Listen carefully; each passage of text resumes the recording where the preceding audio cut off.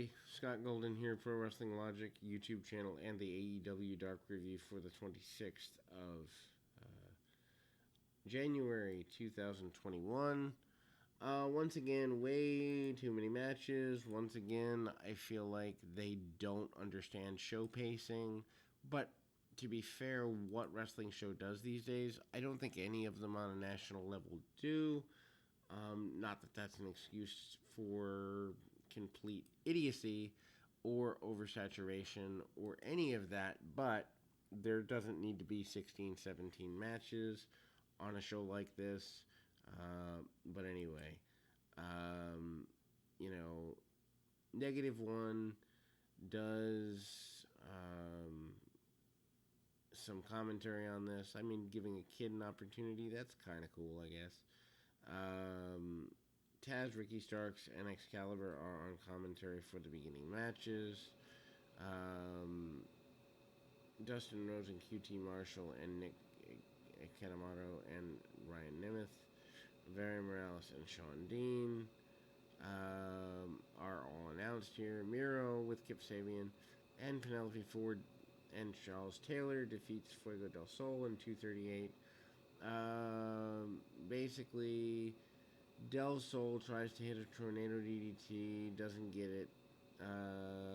Super kick and game over from Miro, and Del Sol is forced to tap out.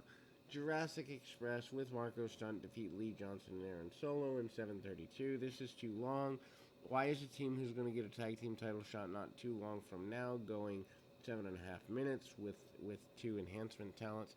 Lee Johnson has more than enhancement talent potential, but still doesn't make sense. Johnson and Jungle Boy start the match, and they do some spot exchanges. They miss drop kicks on each other. They nip up. Solo and Johnson hit some back suplexes and a neckbreaker combination. Jungle Boy sells a lot for the underdogs, which I'm not a fan of. Jungle Boy makes a hot tag. Luchasaurus hits a hard lariat on Johnson. Choke slam and a standing moonsault lead to a near fall from Luchasaurus on Solo. Johnson breaks this up. Johnson and Solo try a comeback, but they can only do it on Jungle Boy. I guess Luchasaurus is starting to stand out as a bigger guy. Catches, Solo with the snare trap STF for tap out. Dax Harwood against Jungle Boy tonight on Dynamite should be good. SCU versus TNT. Terrence and Terrell Hughes, 8:31. Again, why is this going so long? Daniels sells for the Hughes boys for the majority of the beginning of the match. I would even say he oversold hot tag to Kazarian. TNT catches Kazarian with side suplex and top rope leg drop combination.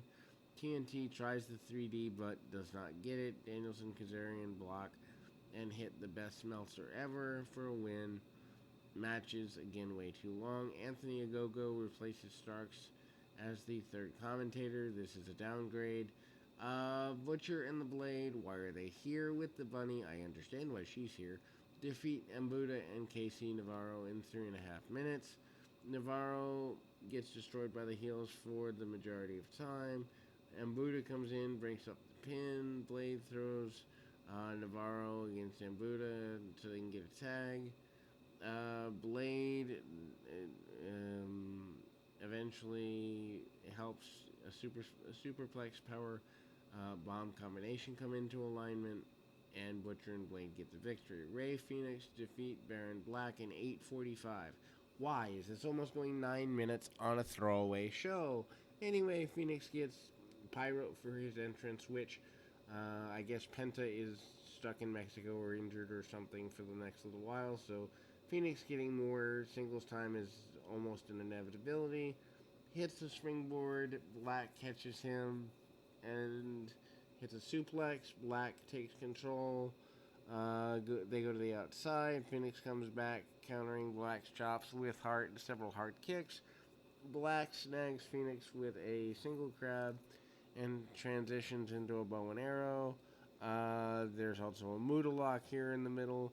Black gets to the ropes and gets a break. Both guys exchange some stiff chops, power bomb. Black gets near fall.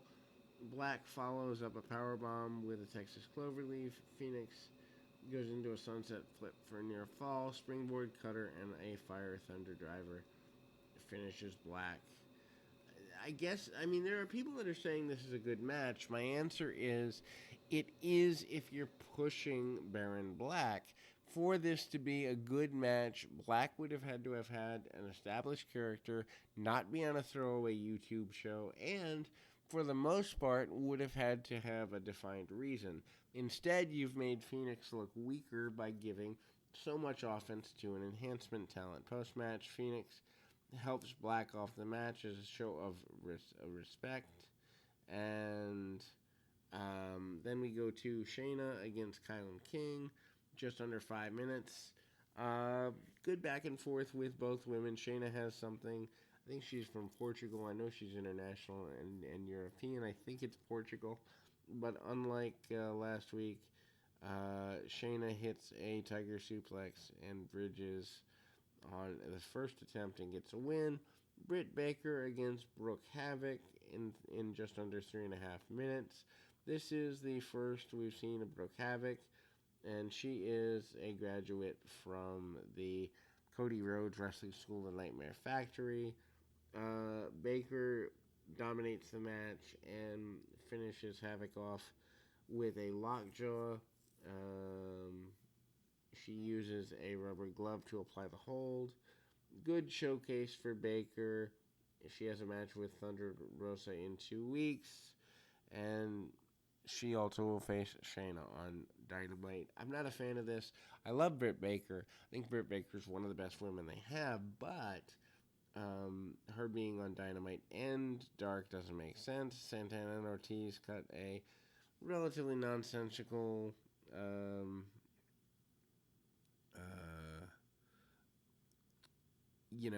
backstage promo. Abaddon defeats Velt Vixen in 2 minutes 43 seconds. Abaddon no-souls several moves early, including a jawbreaker, hits a sunset flip, and then a headbutt. She hits a suplex and pinned Vet Vixen with a neck breaker. This is complete throwaway mess. Lee Johnson defeats Pretty Peter Avalon in a walk-off. Aubrey Edwards, Brandy Rhodes, and Jerry Lynn were the judges for this. They do a red carpet with an AEW logo on it. Johnson walks in, gets all 9s from the judges. Edwards and Brandy both gave Avalon a 9. Lynn asks for a replay and gives it 6. Judges only had cards with 9s on them. After the judge's decision, Caesar Bonnie runs out and attacks Johnson. And yeah, no thank you. Santana and Ortiz defeat Ryzen and Mike Vera in about 1.25 minutes. Santana and Ortiz give Vera a Death Valley driver, get the pin. Ryzen doesn't even get in the ring. Ty Conti with Anna Jay and -1 and the Dark Order defeats Devani at 306. This is Devani's debut. Didn't exactly go according to plan. Bunch of judo throws from Conti. Devani escapes, goes to the floor, and asks for a timeout. Back in the ring, Conti hits some clotheslines, hits a running knee in the corner. Conti hits a pump kick and then ties up Devani for the submission. Conti works both the camera and looks better than she has in the past. I know a lot of people are high on her. I still don't see it, but it is what it is. Preston 10 Vance with -1 and the Dark Order defeats Ray Jazz in just under 5 minutes. 10 -1. -1 goes to commentary saying, "Shut up, Excalibur. Thank you, Taz." Slingshot wheelbarrow German suplex from Vance. got -1 excited in commentary. -1 makes fun of Excalibur and was complimentary to Taz. Throughout, -1 decides he's the leader of the Dark Order, and Jazz gets the advantage. Match is all about -1's commentary. And then Vance makes a comeback, Spinebuster and Ripcord clothesline. Back of the head gets Vance a win. Post match, -1 battled Jazz with battered Jazz with a kendo stick. Brian Pillman Jr. tries to make a save with a lacrosse stick. This is kind of campy funny.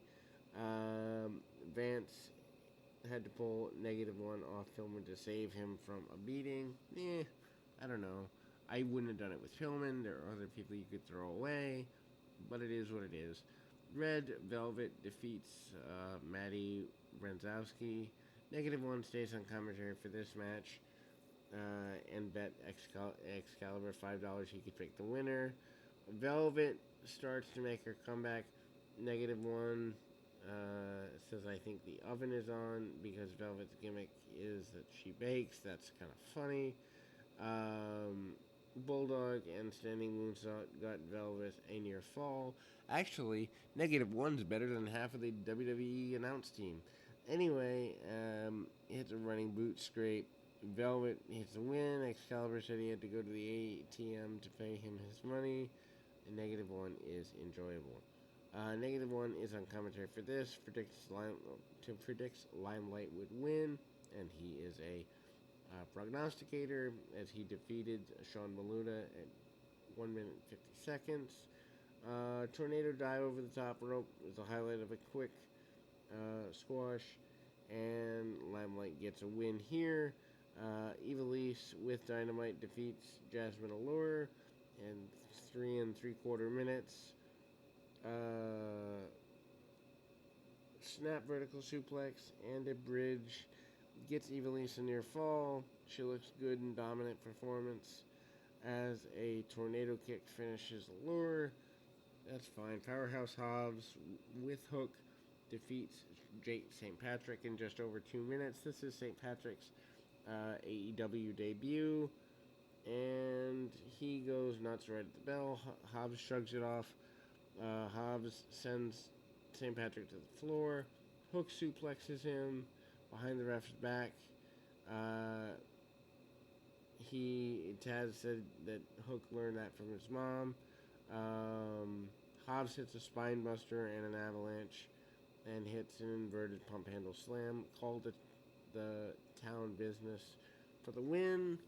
This was fine.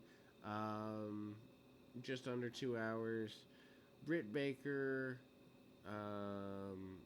is one of the best women they have. Taz and Excalibur are some people's cup of tea on commentary, certainly not mine. Anyway, that will close this edition. We will be back with AEW Dynamite and NXT reviews tonight, we hope, and that will lead to the return to our old school review series as well. Till next time, keep your feet on the ground, your mind in the moment.